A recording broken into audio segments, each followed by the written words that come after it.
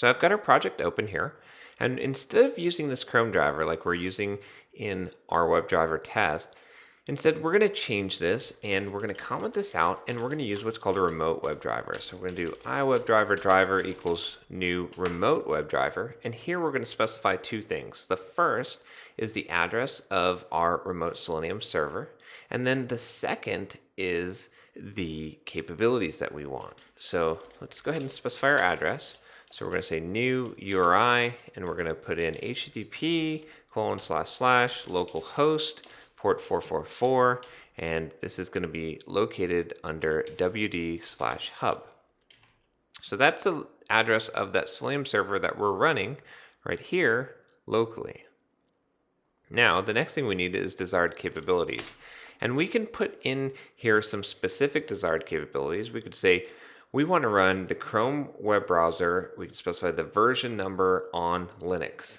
And if the server was able to fulfill that, it would try and fulfill that and run what we're asking for. But we can also put some very basic ones, and that's a little bit easier. We can just use desired capabilities Firefox, and this is just going to tell the remote web server or the remote Selenium server to run our test in Firefox.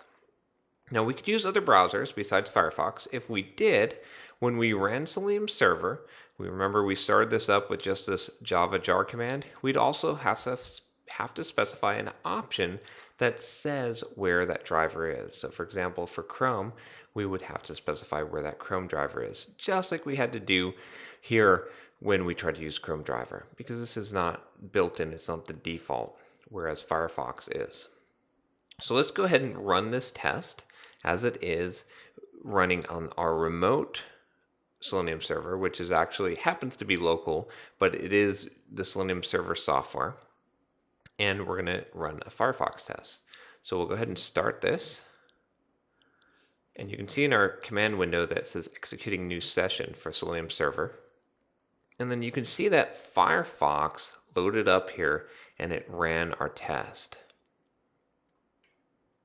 So that's really all you have to do to get this configured.